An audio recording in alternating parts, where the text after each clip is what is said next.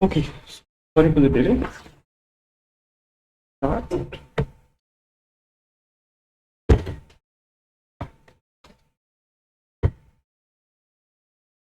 Any questions from the last class?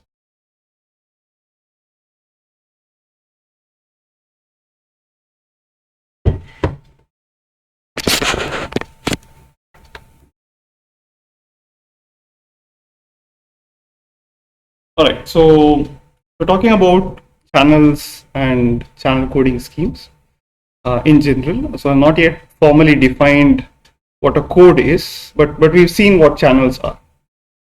So we've seen two kinds of channels. One are random noise channels, for example, the binary symmetric channel and the binary erasure channel. And we saw that this is different from the so-called adversarial channels, the adversarial bit flip channel and the adversarial erasure channel. Right? Unlike the random noise channel, they are in the adversarial, say, adversarial erasure channel. There is a third party who we call the adversary, who can see exactly what has been transmitted. He knows what the codebook is, and is allowed to erase any NP locations, depending on. So you can choose the worst NP locations to erase, depending on both the codebook as well as what has been transmitted. This is sometimes also called the omniscient adversarial erasure channel.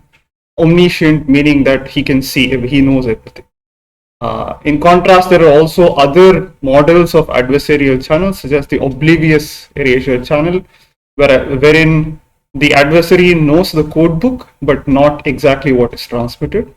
There are also other models such as causal erasure channels, because in this case, we're assuming that the adversary knows the entire code word which has been transmitted even before he decides which locations to erase. Right. So there are various different models out there, but in this particular course, we'll focus on these adversarial erasure channels and adversarial error channels as I have defined in the previous class. Sir, what do you mean by worst case erasure? Okay, so you can think of this as a game. So there's a transmitter and receiver, and they want to ensure that whatever message is being sent is reproduced faithfully at the receiver. The adversary chooses NP locations, but he chooses in a way such that it's not going to be decoded faithfully at the receiver. So in the case where it's an error channel, he wants to make sure that the receiver decodes to the wrong code. In the erasure channel, he wants to make sure that the receiver is confused between at least two different code words. Okay. So we'll maybe see a couple of examples later on which will make things a little more clear. All right. So first we need to know what kind of schemes are allowed. What do I mean by a code? So formally speaking, a code, of course, will be parameterized by two things. One is the number of symbols that you can transmit, how long you can transmit a particular sequence, and the other is how many different messages are there to transmit. So we'll call an NM block code over some finite alphabet f as any subset of f to the n, right, and whose size is exactly equal to m. So you look at the space f to the n, you pick any m different sequences, n length sequences, and that constitutes a code. So sometimes this is also called a code book. There are few different notations used. This is technically a code book, so it's essentially a set of sequences, and each sequence, each say CN in the code book is called a code word.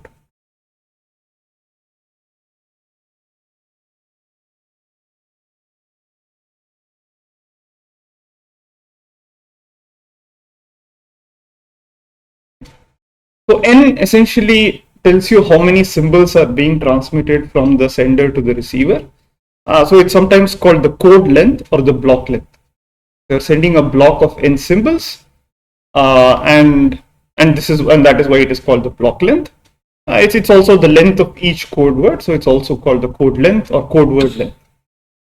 And capital M is called the code size or the code book size. It's the number of code words that you have in your code. Okay. So that is what I mean by an NM block code. Let's look at each of these terms. So the word block is important because we're assuming that every code word has the same length. Right? So you have a fixed set of M different messages.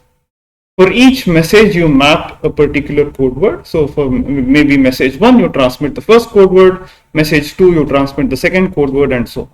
So the number of messages to be transmitted is fixed and it is known beforehand.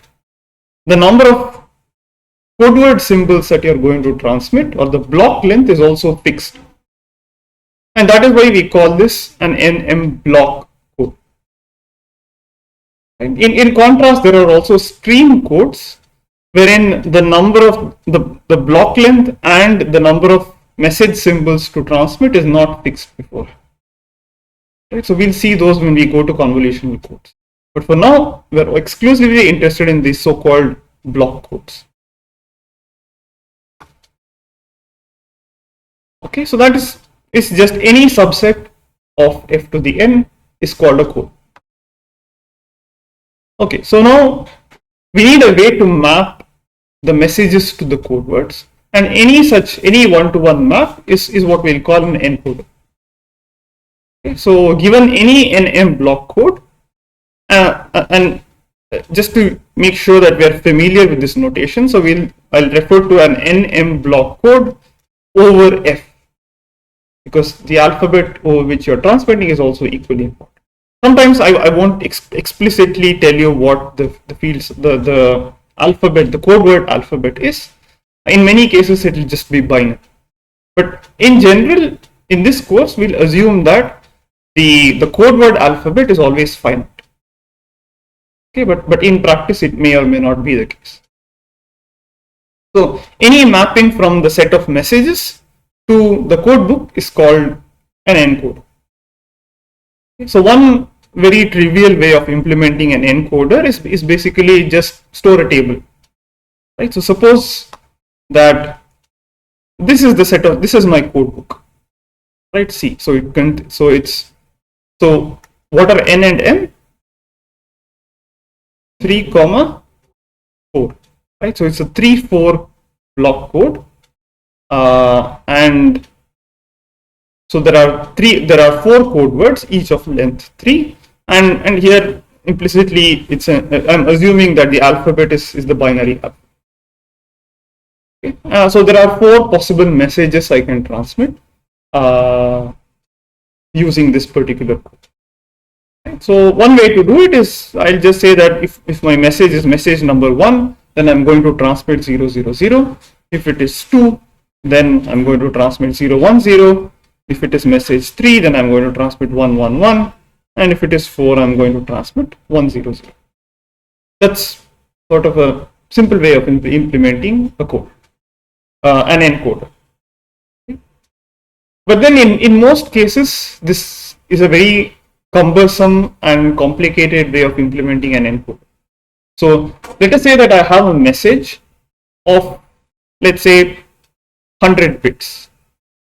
Okay, I have a 100-bit message. It could correspond to maybe whatever, a text file or an image or anything. It could be any sequence of 100 bits, right? So what are the number of possible messages that I'd have to transmit? It will be 2 to the power 100. So if I had to design a code book for this, so I need to store a table of length 2 to the power 100 and find 2 to the power 100 different code words, which is not practical, obviously. Right? So obviously we need a more efficient way of encoding. So one way we do this, I mean, there are different ways of doing it, but the most common way of designing efficient codes and efficient encoders is to choose a linear encoder. Right? So we need to ensure that, so after all, encoding is some kind of a mathematical operation, and sort of the simplest mathematical operations that we can think of are linear operations. Right? As long as encoding corresponds to just matrix multiplication, that is easy to implement. Right? So linear encoders are those for which the mapping from the message to the code word is just matrix multiplication. It's a linear operation. Right? So any encoder for which the code word is some matrix times the message is what I call a linear encoder. So this makes some assumption on the message space as well. Right? So I'm assuming that the message is a k symbol message or a k bit message. Right? So obviously I'm loosely saying that it is a times m to the k, but as we'll see a little bit later, we have to be careful with this, because you can't obviously define multiplication and addition over arbitrary alphabets. So you need some structure. You need to be able to do arithmetic over these particular alphabets. Right? So if we can find such an encoder where the code word is equal to some matrix times the message, then we call this a linear encoder. But not all codes have linear encoders. Right? We'll see a little bit later. If I give you an arbitrary code, you can't find a linear encoder. For example, let's say that I choose this 0, 0, 0, 1, 1, 0, 1, 1, 1, and 1, 0, 0. Okay, so this is my code, and let's say that my messages are 0, 0, 0, 1, 1, 0, and 1. Okay. So I leave it to you as an exercise to check that you cannot find a linear map which satisfies, for which this is the input and this is the output.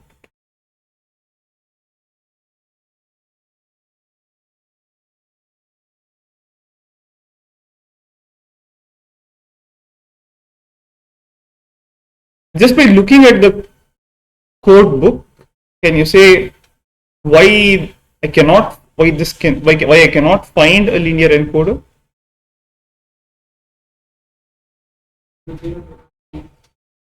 Zero zero there are? Oh, sorry.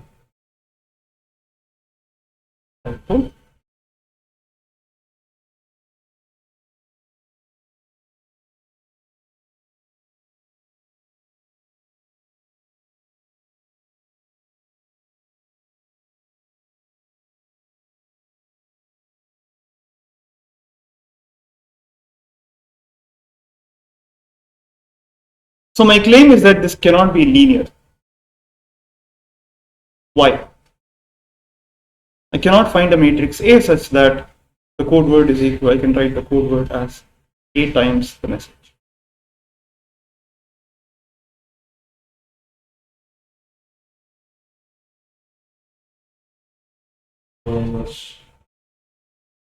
Forget about pseudo inverse, nothing that form.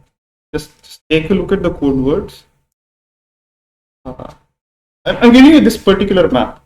Okay? I'm saying that this cannot be linear.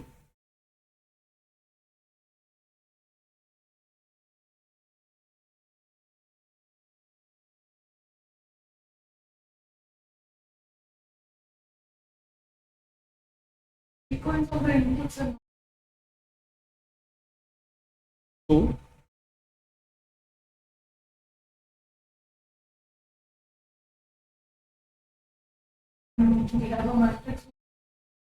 okay.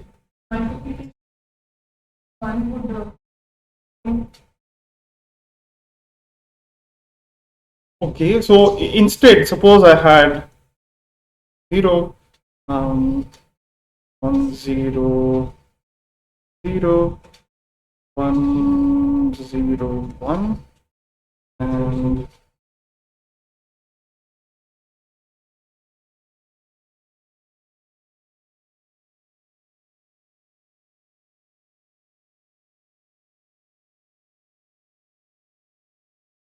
so these are two different codes, right? So this is code 1, this is code 2. I claim that the second one is basically it's a linear map, but the first one is non-linear. It's following the linearity of x, y. Which one? So if you compare, Correct. Yes. So if it is linear, then you have to ensure that.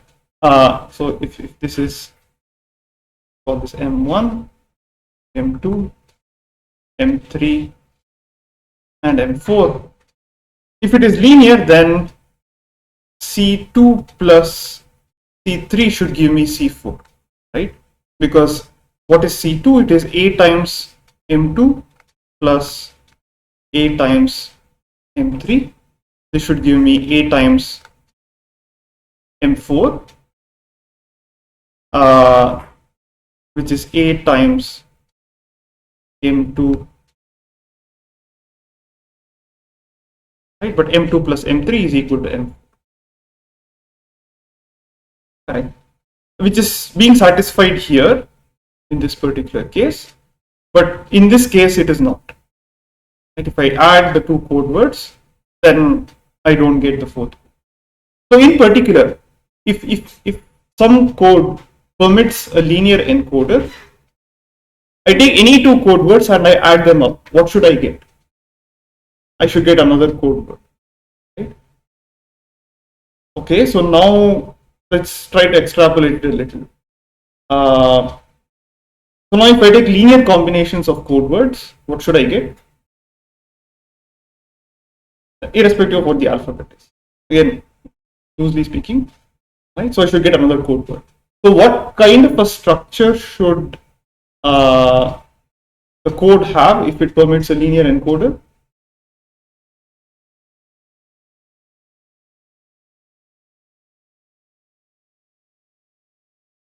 So linear combinations of every code. The linearly dependent, yes, but well, code words may or may not be linearly dependent.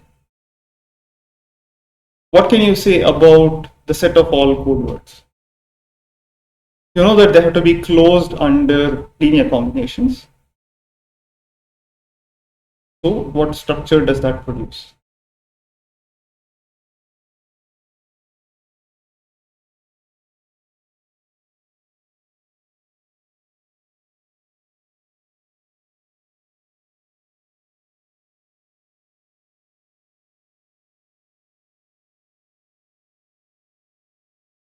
Does it form some kind of a mathematical structure, the set?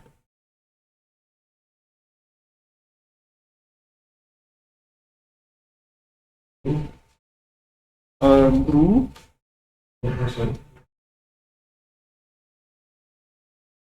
Well, it does form a group, I agree, but it forms something much more. Because it's not just closed under addition, it's also closed under linear combination.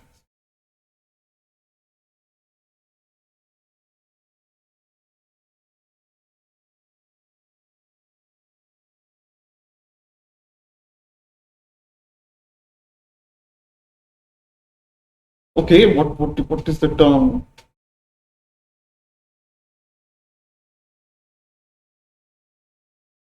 Not a spanning set.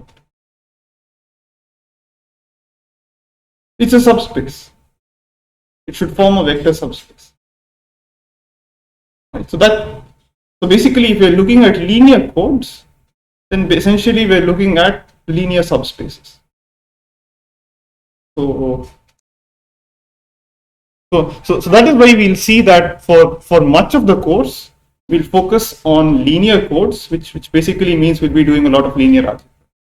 Every linear code is basically a linear subspace of some underlying vector space f to the n, and so essentially all the arithmetic that you have over the ambient space will carry over to the subspace, and choosing a good code basically corresponds to choosing a good subspace of the overall vector space. Okay. And the advantage of linear codes is that encoding essentially just corresponds to matrix multiplication. Right? So that's one half of the the coding problem kind of that we're familiar with. So there's a way to do encoding efficiently. We don't know what is a good code or anything of that sort yet, but given a particular code, there are some codes for which encoding can be done efficiently, just matrix multiplication. And for a lot, we'll be looking at, we'll want such codes.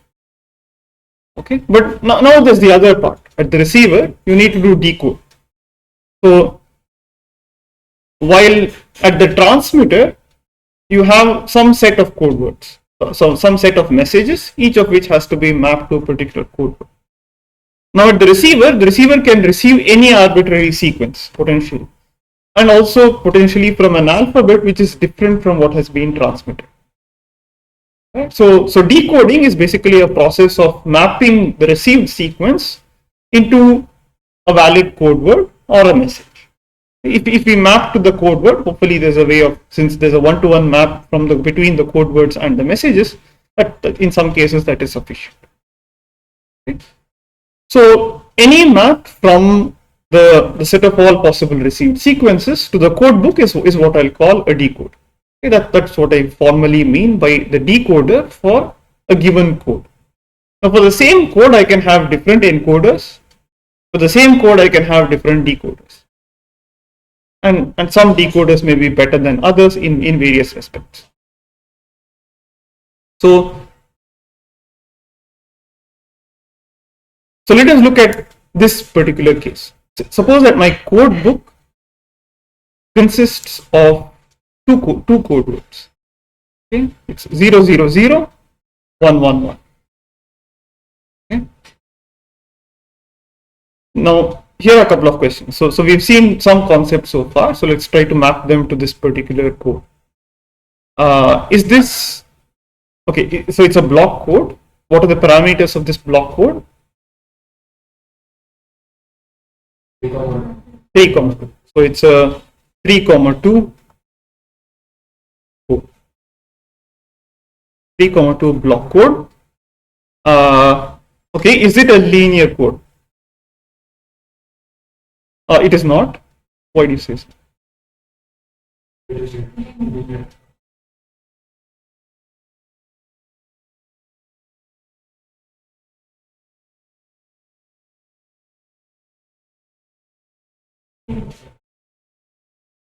And give a minute.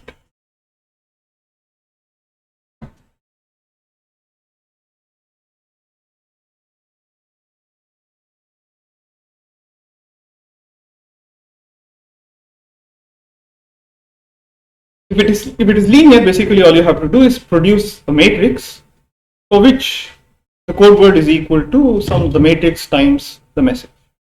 If you give me a linear map, then it's a linear code. So now how many of you say it is linear? How many of you say it's non-linear? Okay, the others? Okay, for those who say it is non-linear, because that seems to be the only concrete answer, why do you say it's non-linear?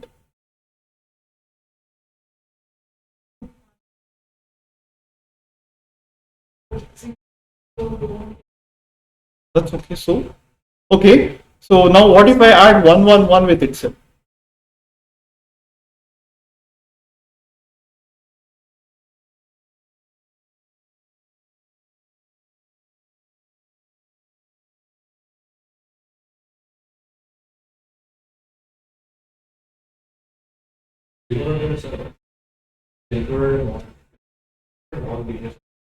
Yes.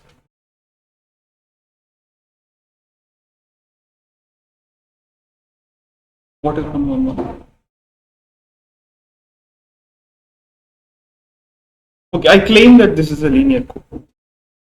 So can you give me a linear encoder? What are the possible messages? How many messages are there? 2 messages. So 0 and 1. They are the 2 messages. Okay, now can you give me a, so basically I need to ensure that 0, 0, 0 is some matrix times 0, and 111. Let me write this in a separate page.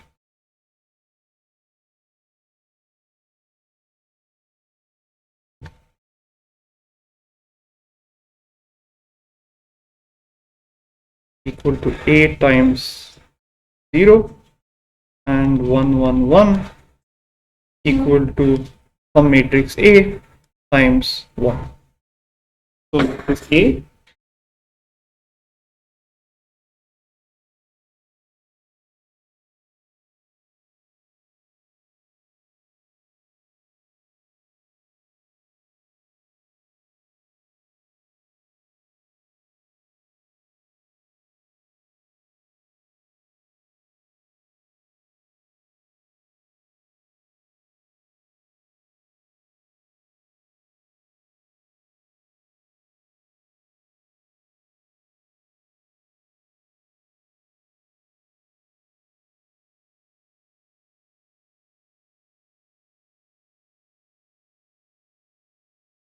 Yes.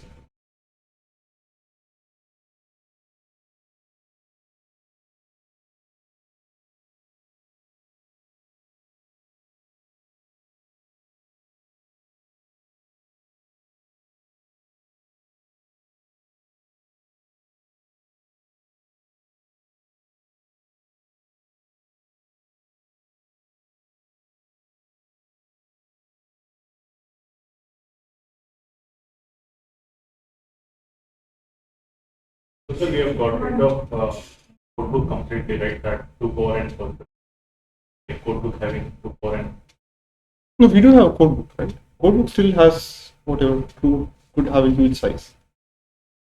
So in this case, we're looking at a tiny codebooks for examples. codebook for which we need code word. So Message for which we need a code word. So I'm saying that these are the code words. Right? There are only 2 code words in my code. The message bit 0 is mapped to this particular code word. Message 1 is mapped to this particular code. One way of encoding is to store this table. When the message is 0, I transmit this. When the message is 1, I transmit this. So this is a very trivial toy example. But now I want to make sure that I don't want to store this entire table. I'm saying that this code is linear. So basically, instead of storing this table, all I need to store is a matrix. So whenever I get a particular message, I multiply the message with this matrix and I get the code. And that matrix, I call it A. So I want you to find a matrix A for which, whatever, this I get this code word when the message is 0. I get this code word when the message is 1.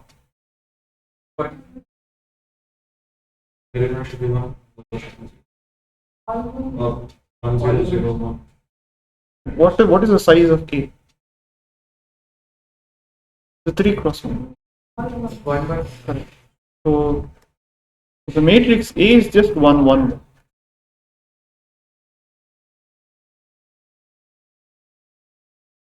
So if you have a linear code, then any such matrix for which you can write the code word as the matrix times the message, we call this a generator matrix.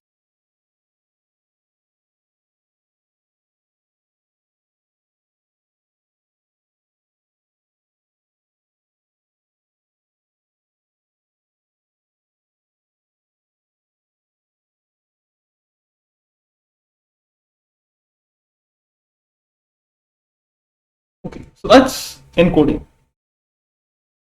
Fine. So now let's say that I transmit this over a particular channel. I'm not telling you what the channel is, except that the output alphabet is also binary.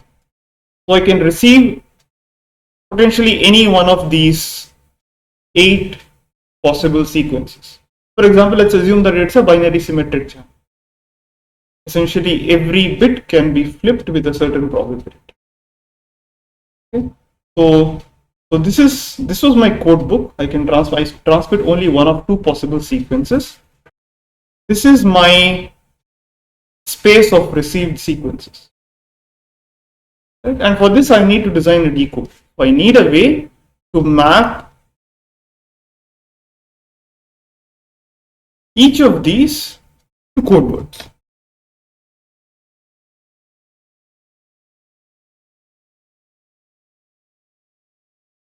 So can you give me a potential decoder?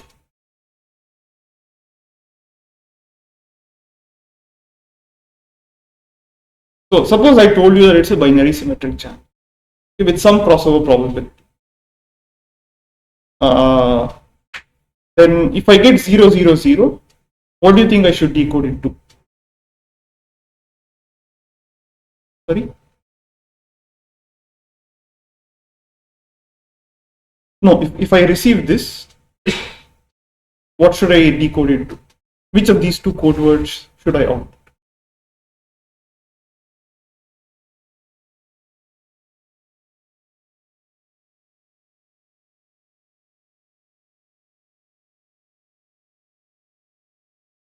Yes? What's the obvious guess? Louder. Okay, 0. Let's say that this is mapped to 0, 0. If I get 0, 0, 1.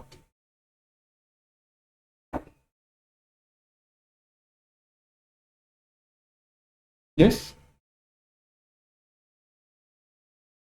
If I get 0, 0, 1, what would I output? We are considering the majority. I just want to give me some decoder. Just tell me something.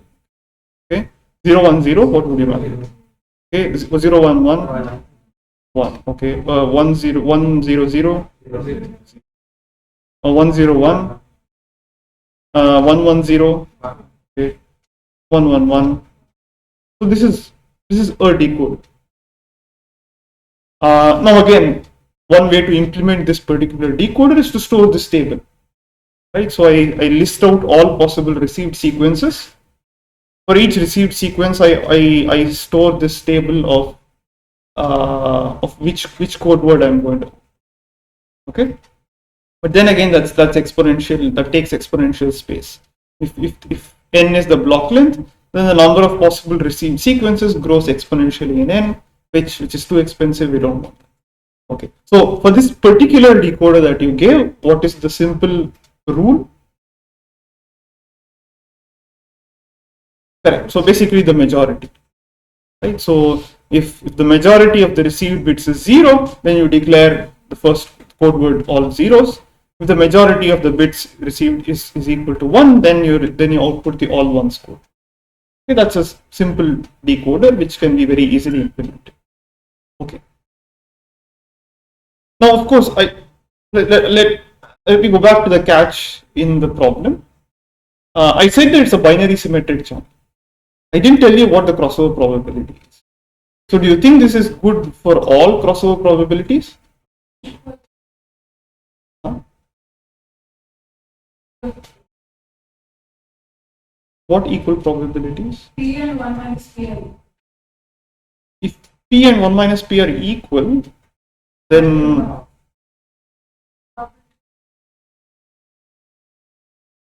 it's a binary symmetric channel.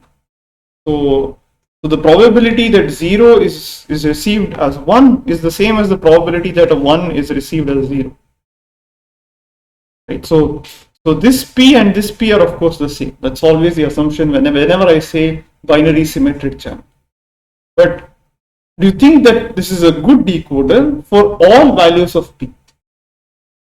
Okay, for what values of P is it good? Correct. So if P is less than half, then you know that a 0 is the higher probability of receiving a 0 as a 0 rather than as a 1. If P is greater than half, then basically you reverse this. Is that clear? Right. So this is an example of a decoder. So you've seen an example of an encoder and an example of a decoder. Right? And that whatever the one way to do it is for every specific problem that you have, you design an encoder, you design a decoder.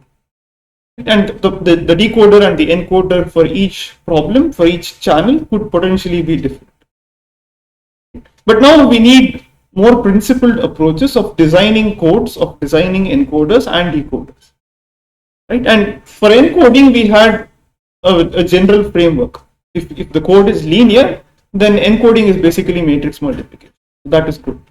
Now, decoding, forget about complexity for the time being. We want to know what a good decoder is in general. So one common class of decoders that are used in practice, or at least in theory, is the so-called maximum likelihood decoder. So given a particular channel, so the channel in this setup is a probabilistic channel, which is described by P of yn given the transmitted sequence xn. Right, so that's whatever P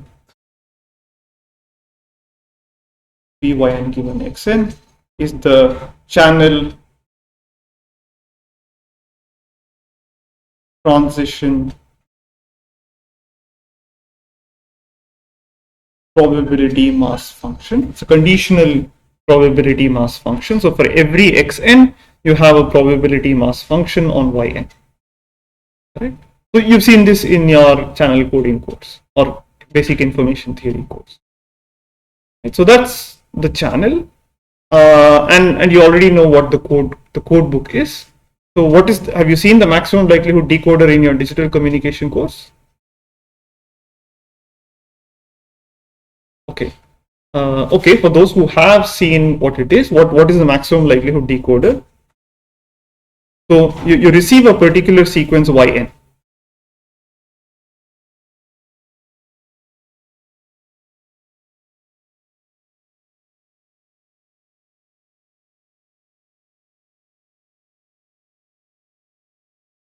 So given a particular received sequence, and you already know what the channel transition PMF is. That's given to you. So given yn, the ML estimate of the transmitted sequence is what?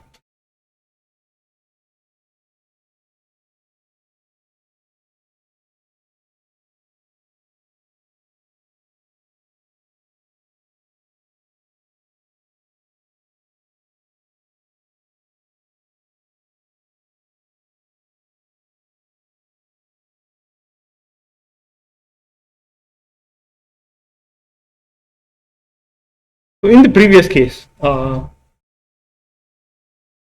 we had this particular code, right? This particular code. Let's take the BSC itself. Okay, BSC with whatever crossover probability P, which is less than half. You gave me this particular code because you felt that it was intuitive for some reason, right? Why was it more? You said the majority rule is better. Why? Probability of is flipping. Huh?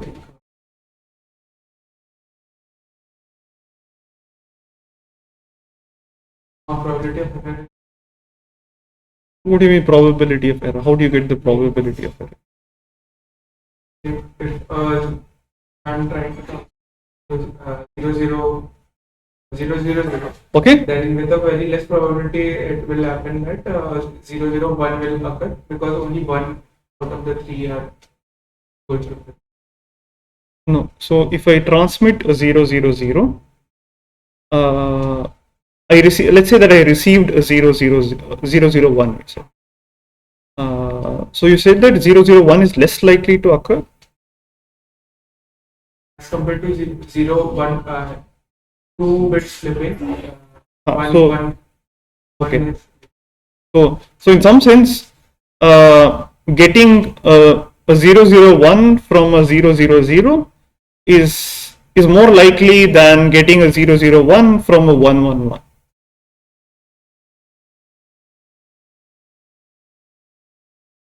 So let's say, so after all, you're deciding everything after seeing the received sequence, right? Let us say that the received sequence is 0, 1. Okay. What we're trying to say is that it's more likely that the 0, 1 was caused due to 0, rather than 1, 1, 1. When P is less than. course, when p is less than. So the probability that you see 001 given 000 is higher than the probability that you see 001 given that 111 was transmitted. Right? And that's precisely what the maximum likelihood rule is. So which one is most likely? Okay, so given the so what you basically do is you look at the argmax of p of yn given xn. Right? So try to find out which. So this doesn't mean that which is the most likely transmitted sequence given the received sequence. Right? So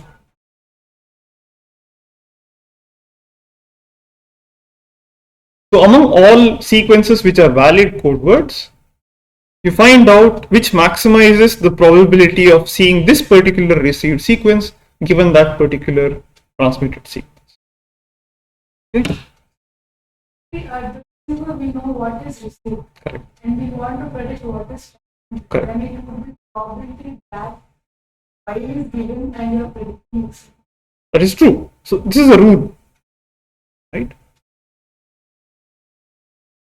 So I'm giving you a rule. But you're coming to another subtle point, which is right. So this is one particular rule, right? So another way, really the optimal rule, is the so-called maximum a posteriori probability rule.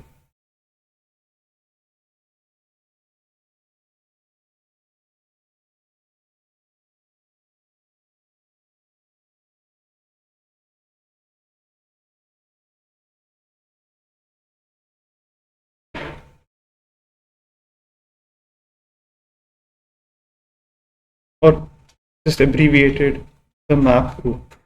So given yn,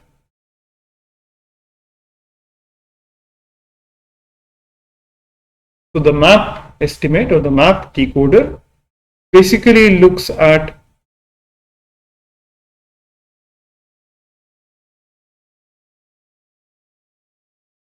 that code word which was most likely to have been transmitted given that you've seen this particular received sequence.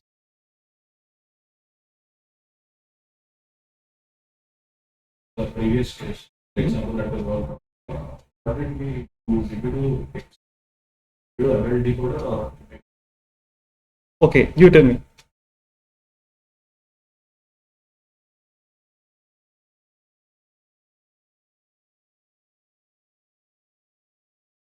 Okay, so here's a question for you. Now these two rules, right? I'm giving you two different rules. In the previous case, what did we know? We knew the code book, right? We knew the code book. We knew the channel, right? Are these two pieces of information sufficient in each of these cases? So for the ML rule, what does the ML rule depend on? What all do you need to know in order to, let's say, implement the maximum likelihood decode? You need the channel transition probabilities, which you had in the previous case, P, Yn given Xn. For the BSc, you know exactly what that is. What else do you need to know? You need to know the code book, which you knew, right? Okay, now let's look at the map rule. Are these two pieces of information sufficient? What more do you need to know? What do you mean by posteriori probability?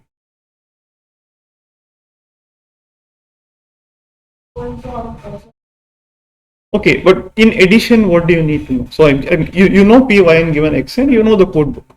What more do you need to know?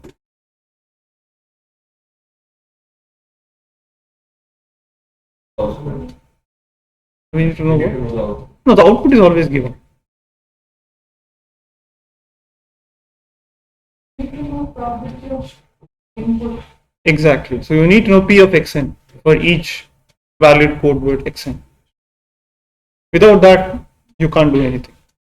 So, but in the previous example, you didn't really care about what p of xn was. For example, let's we look at this particular code again in a different setting. So now, suppose that the probability of receiving the probability that a 000 was transmitted is very close to 1. It's almost close to 1. The probability that 111 was transmitted is very close to 0. Okay? So intuitively, what would the best decoder be?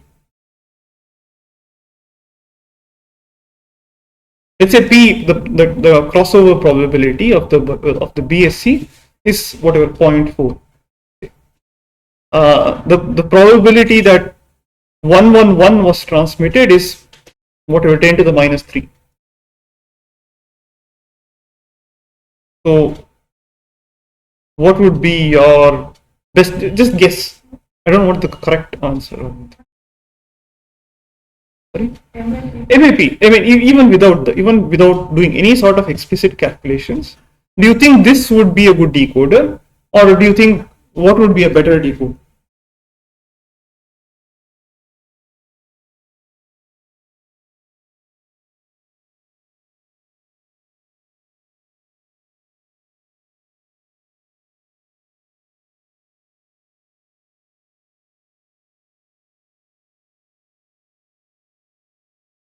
Only 111 gets 111.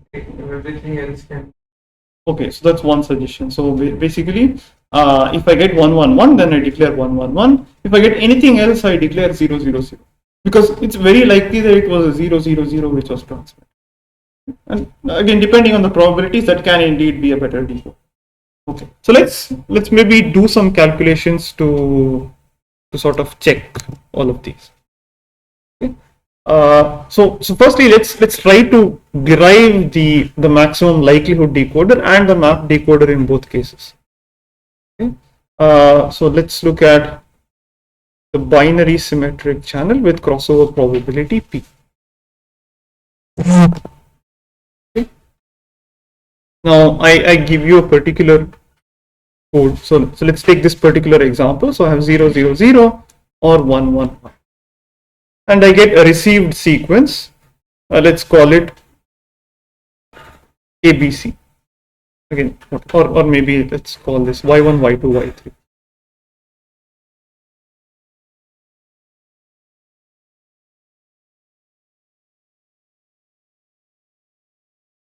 Right, so this is the received sequence. The transmitted sequence could have been any one of these two.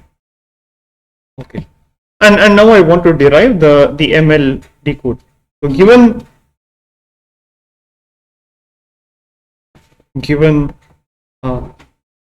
yn, the maximum likelihood decoder is, but there are only two code words, right? So again, let's write down the definition.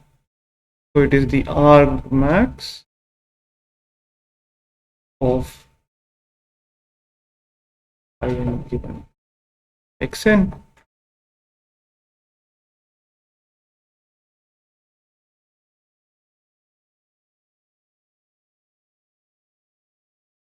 right.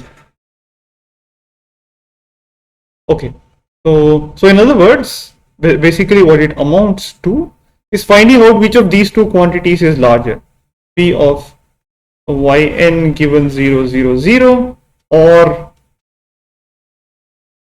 p of yn given 111. Right? So let's try to look at each of these. What is p of yn given 000 equal to?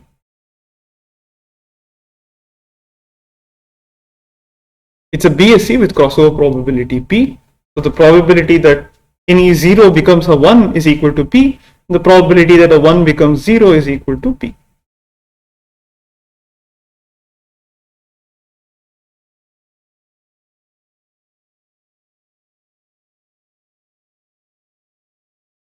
specific one. Okay, I'm trying to see if you can come up with a general rule, but let's, okay, maybe you can take specific examples and see what happens. It is 0. Okay, so if it's all zeros, then it is, if it is all zeros, no, what do you mean, what is all zeros again? If yn is all zeros, then what is it equal to? 1 minus p the whole cube, correct? And if it is all ones, then it is p cube. Right? In general, what will it do? So, okay, let's take something else. So let's say 1 0 0. What is it equal to? minus 1 minus p the whole square into p. What if it is 0 1 0?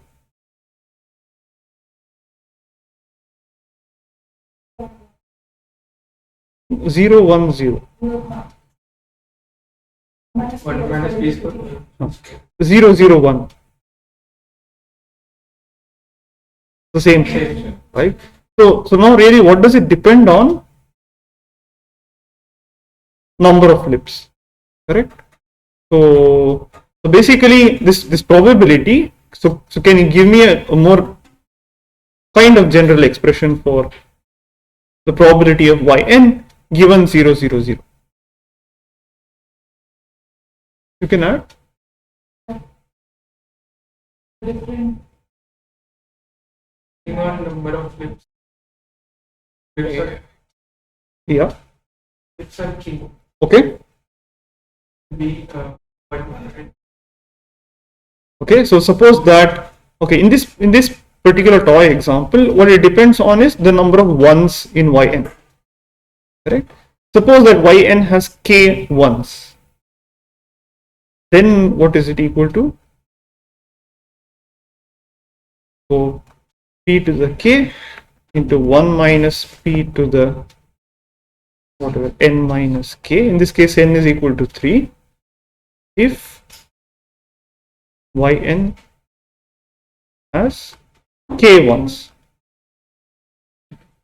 correct? Okay, so now let's you almost came to the more general rule. So suppose I give you a general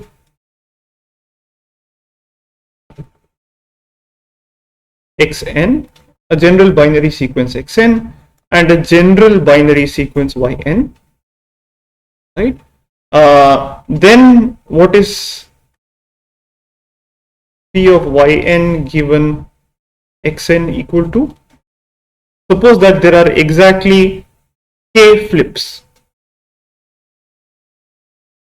So if I can get yn from xn by flipping k locations.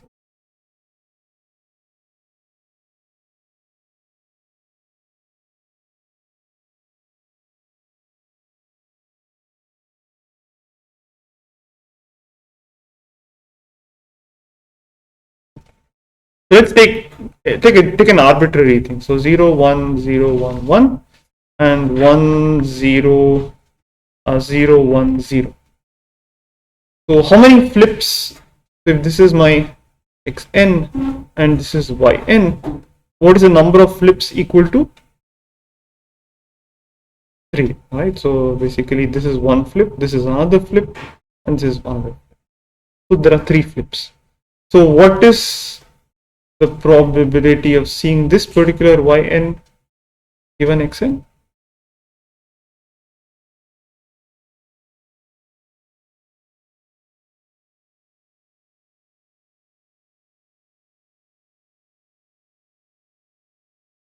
So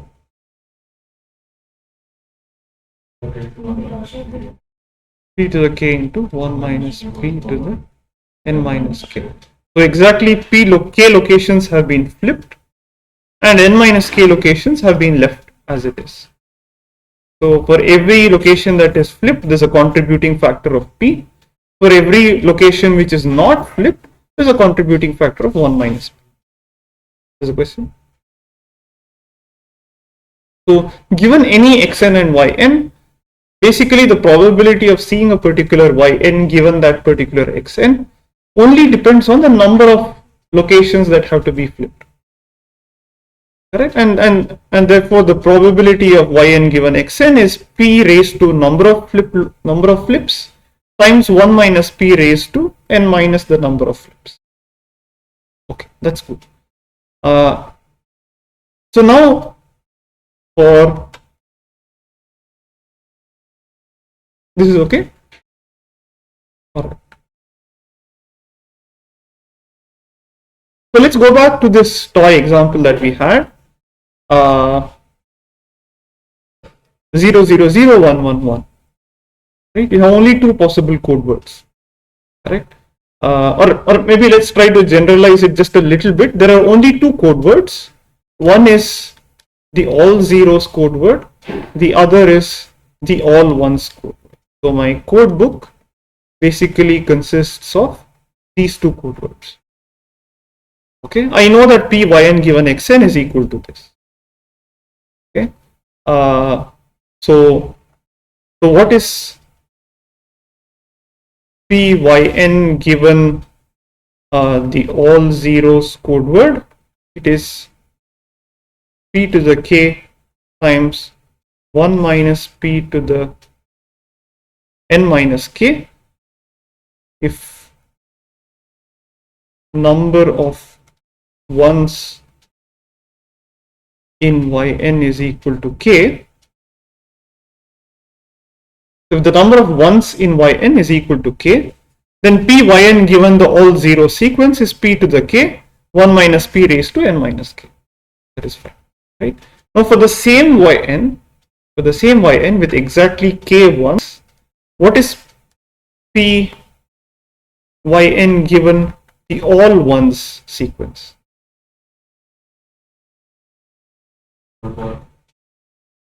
So how many flips would there have to be to get to yn?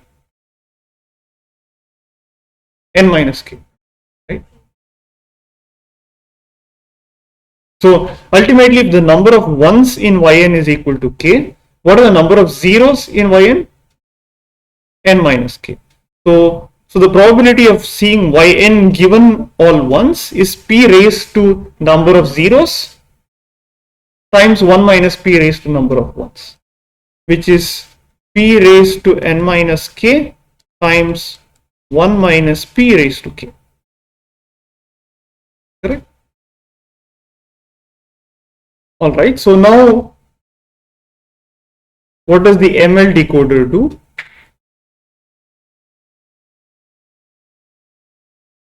So it basically declares the all zero sequence if this particular quantity is greater than this particular quantity, right? So which is p to the k times 1 minus p, so p of yn given all zeros greater than p of yn given all ones sequence is the same as saying that p to the k 1 minus p to the n minus k is greater than p to the n minus k times 1 minus p to the k. Correct? Okay, so now let's try to rearrange this a little bit.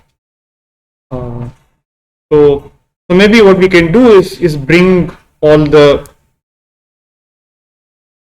k terms to one side. So let's say p by 1 minus p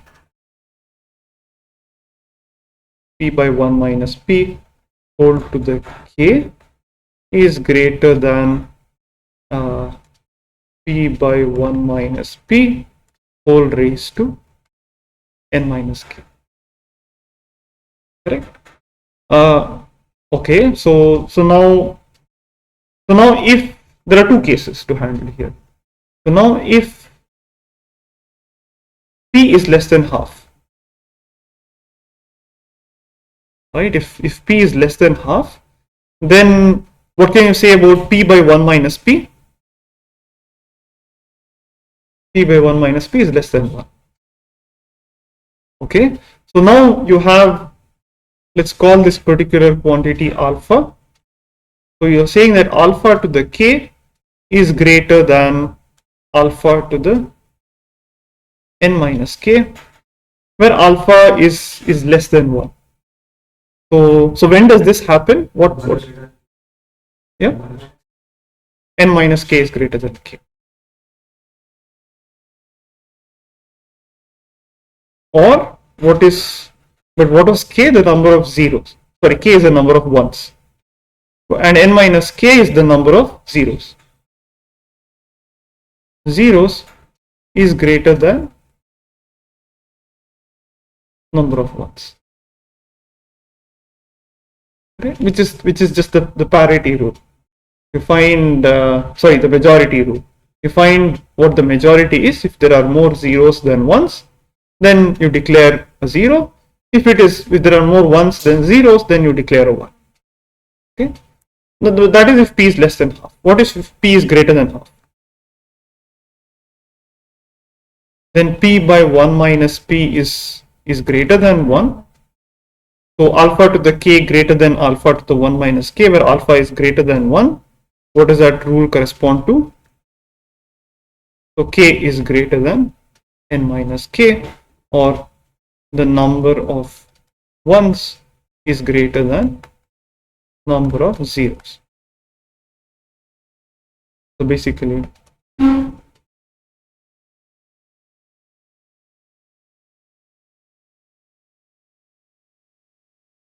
if this happens,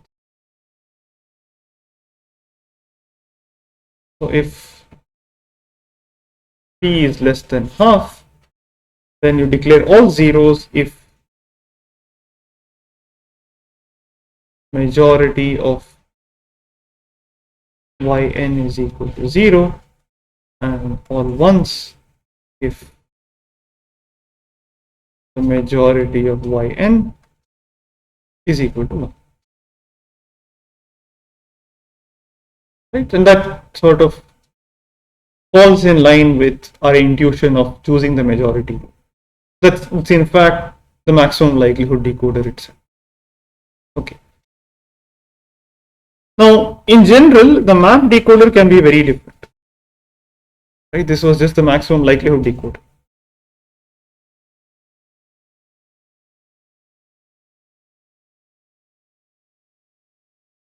Right? So the map decoder. Now, how do you implement the map decoder?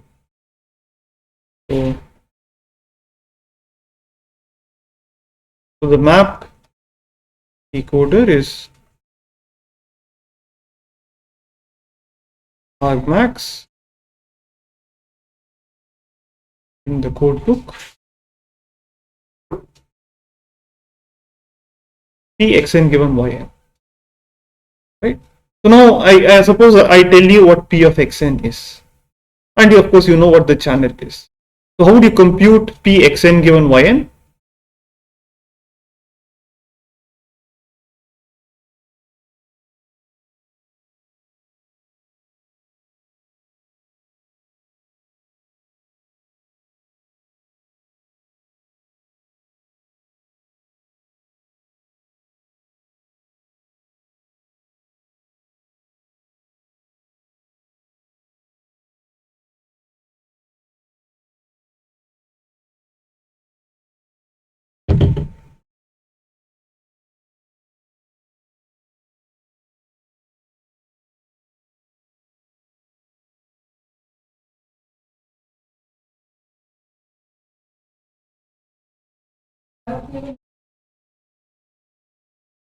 Okay, what rule are you basically using? Paste. So p y given x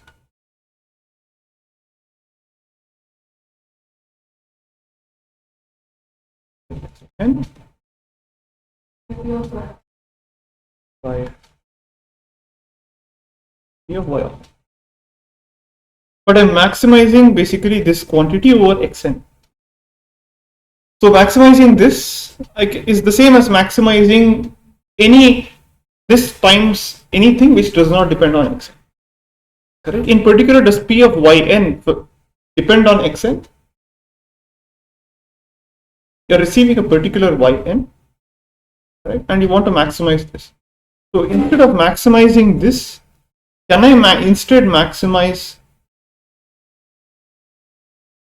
argmax?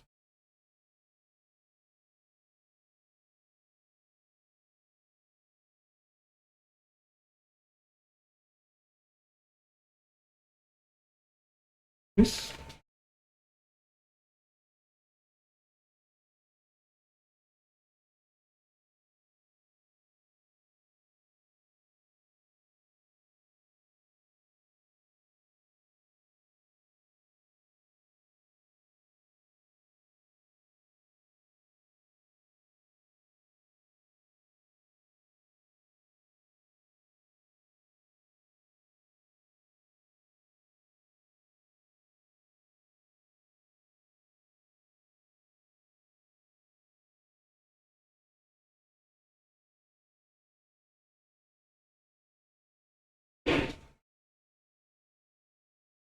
Yes, no?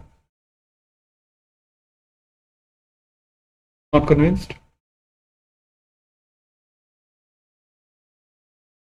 Probability of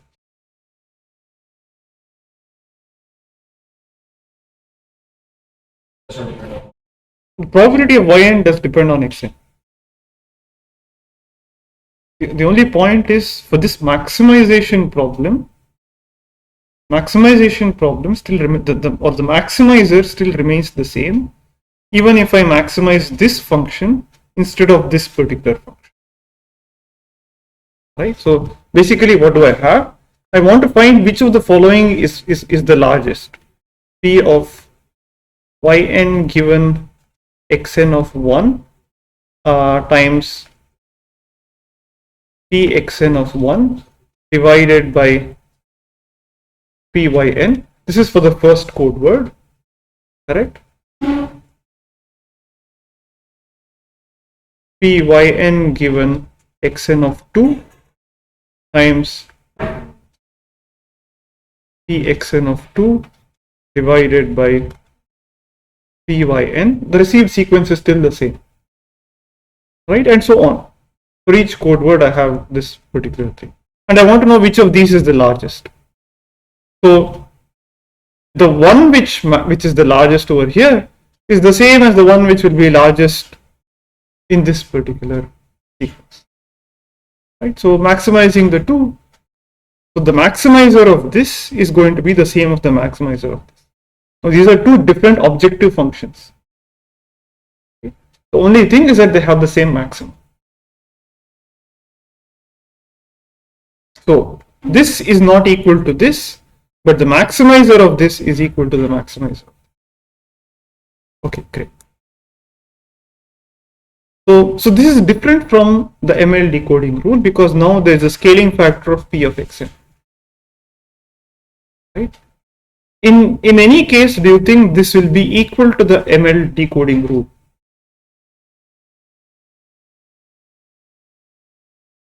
Sorry? Can you repeat?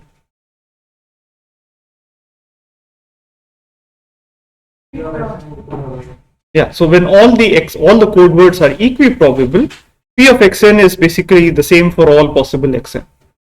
In which case, the argmax of this is the same as the argmax of pyn given xn. So this is equal to the ML decoder if all code words are equiprobable.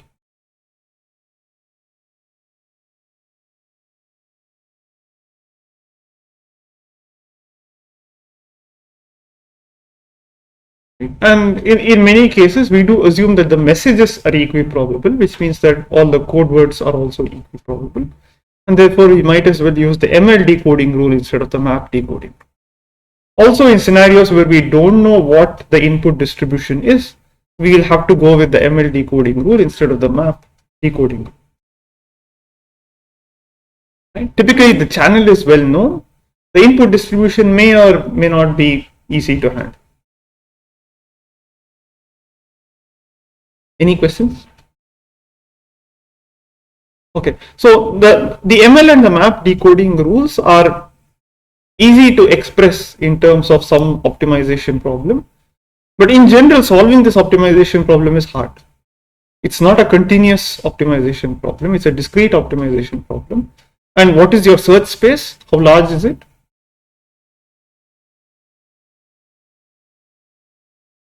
Is it going to be in general exponential in n, or polynomial in n, or linear in n? Or what does it depend on? What is the size of the search space equal to? Size of the, in terms of the code, sorry, the size of the code book, right? So you're looking at all possible code words, and typically for a block length n, the size of the code book will in general be exponential in n, right? In which case the decoding complexity will be exponential if I just use a plain ML decoder. So this is right. So this saves in terms of storage space, right? I don't have to maintain a table. I can in principle compute the ML decoded code word. I can implement the ML decoder, but then the time that is required is now exponentially.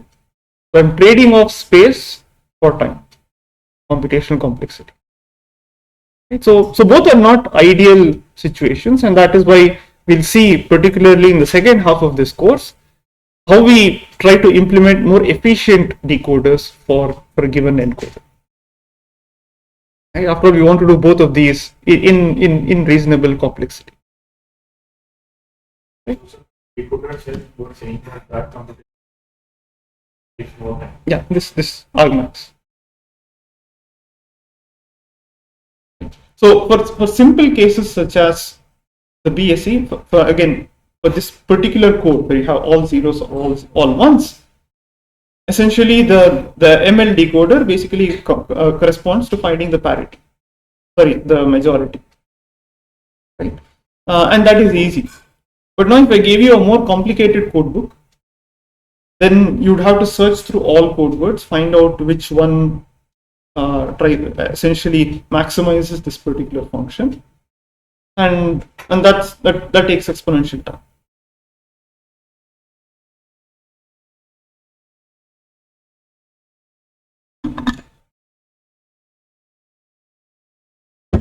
And in fact, that it turns out to be, it's a known fact that decoding a random code over most channels is a computationally hard problem. So if you want to implement an ML decoder for, let's say, the BSc, and I give you a completely random code, and with very high probability this is going to be and I believe it's an NP complete. Yeah, NP complete.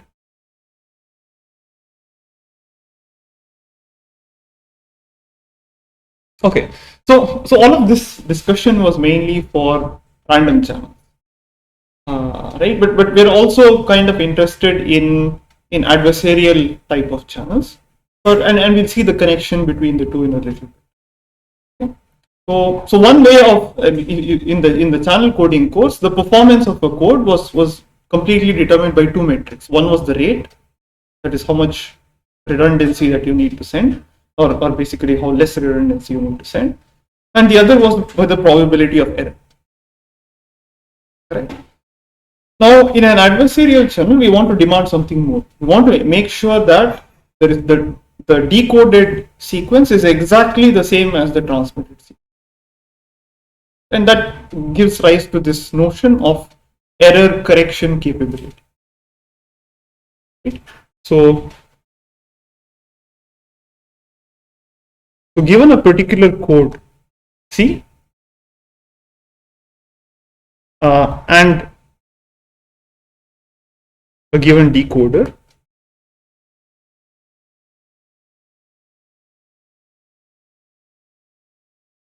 we say that C is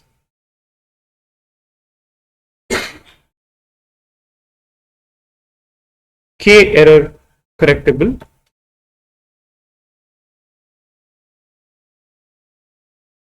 or sometimes we say that the error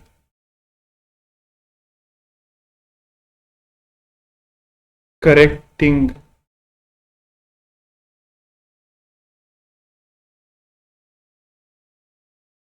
capability is K if the following holds.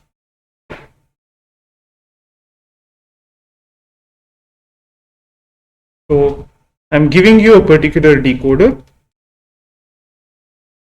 right?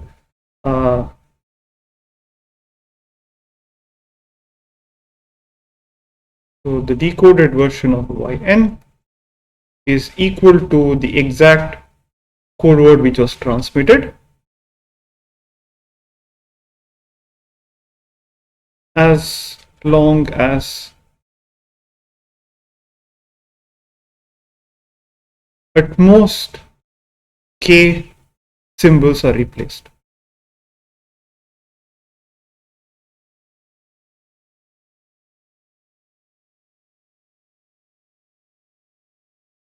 So let's say that I give you a code or any alphabet.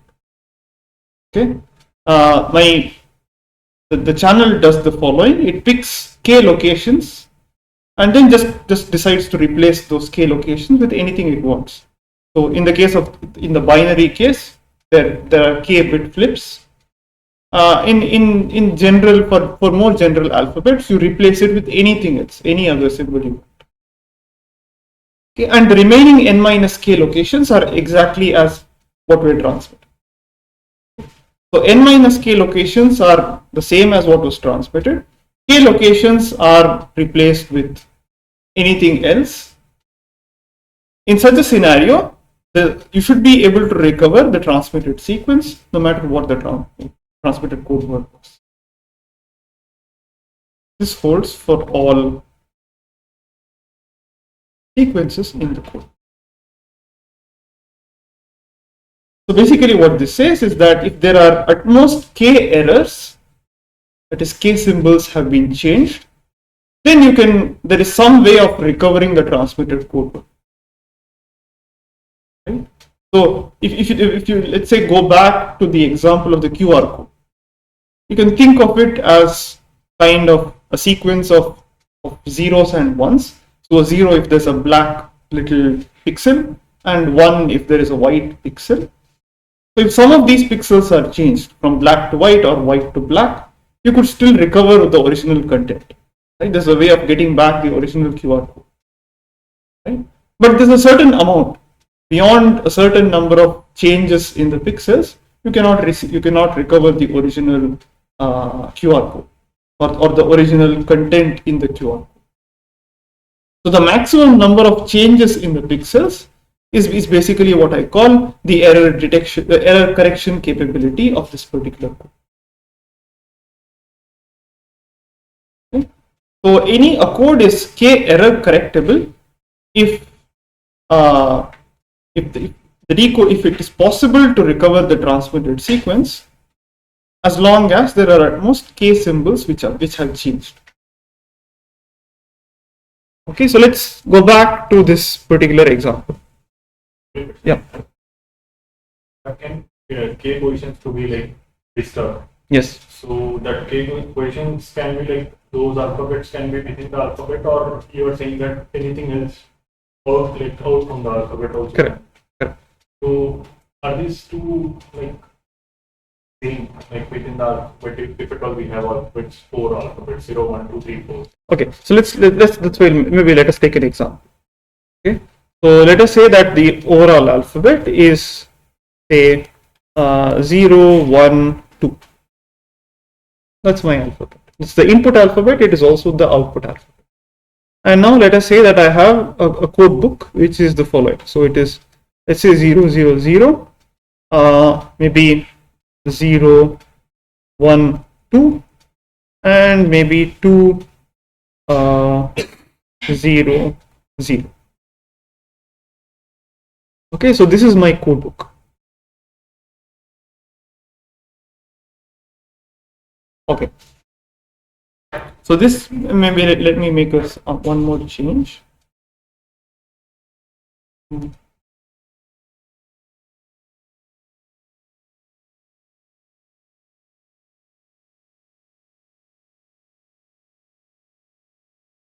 Okay.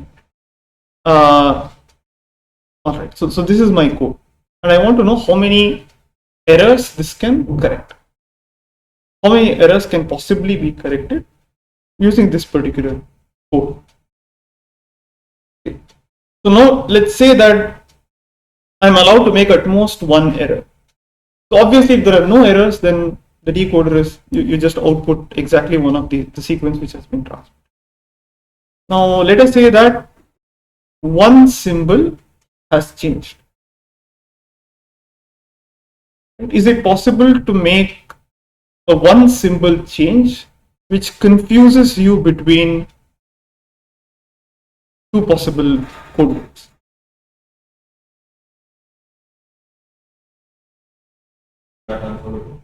Yeah, from this alphabet only, 0, 1.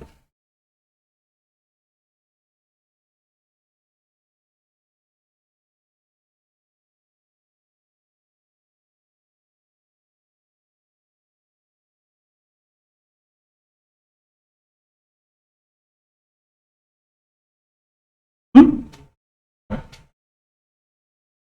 Two symbols are Okay. Okay. So let me give a following. Let's say that I receive say 1, 0, 2. I'm telling you that at most one symbol has been allowed to change. Okay. So now what would you decode it to? 202, right? Because if I change one of these locations, I should get a code word, right? And 202 gives me a code word. If I change any other location, I don't get any other valid code. Okay, so that's fine. All right. So now let us say that I give you 2, 1, 2.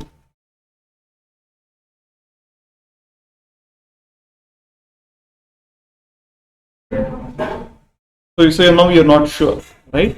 Because I could get a 212 by replacing this 0 with a 2, or if this code word was transmitted, then if I replace this with a 1, then it could still give me 2, 1. So this particular code cannot even correct one error. Right? It's possible to make just one error which confuses you between two different code words. Right? So therefore, let us look at the older example that we have. So 0, 0,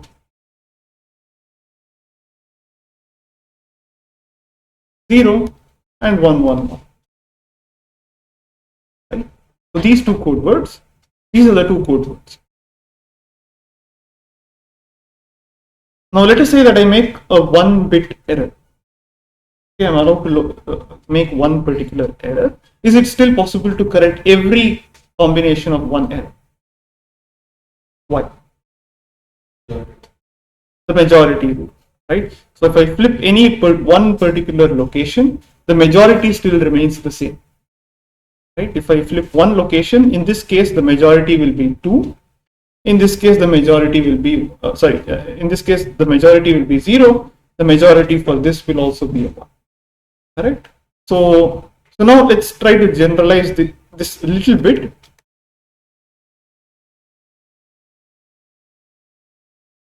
Suppose this is my code book. Okay, this can obviously correct one error, right? Can it correct two errors? Yes. It can correct two errors because if there are two flips, then the majority will still remain the same. It doesn't change the majority. Can it correct 3 errors? It can't. Right? So it can correct at most 2 errors. So the error correction capability of this particular code is 2. The error correction capability of this code is 1. and the error correction capability of this particular code is 0. You can correct only up to 0 times.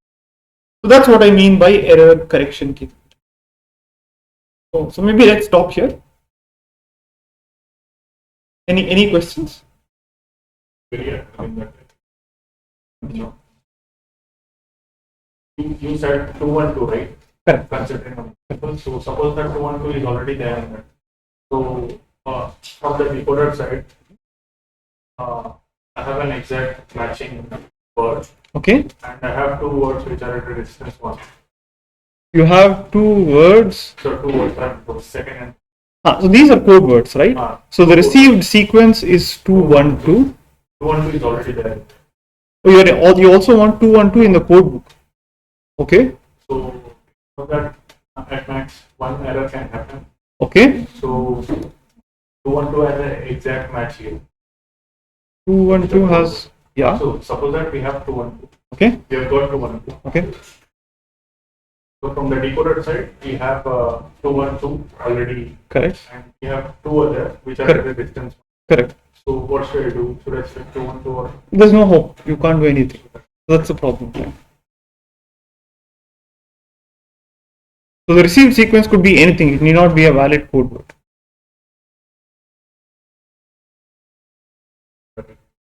Again, that depends on the channel, right? So if you assume that it's an adversarial channel which can make at most these many flips, then there's no hope.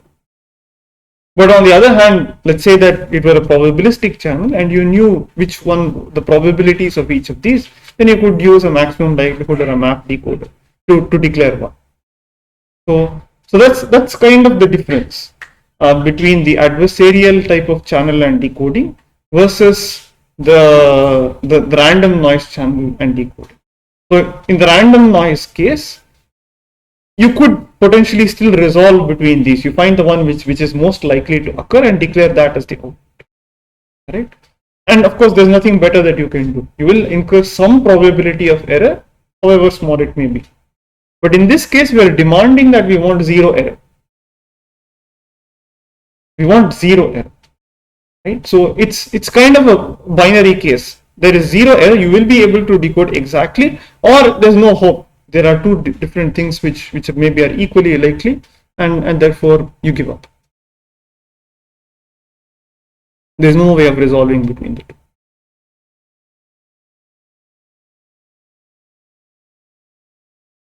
Any other questions? Let's stop here.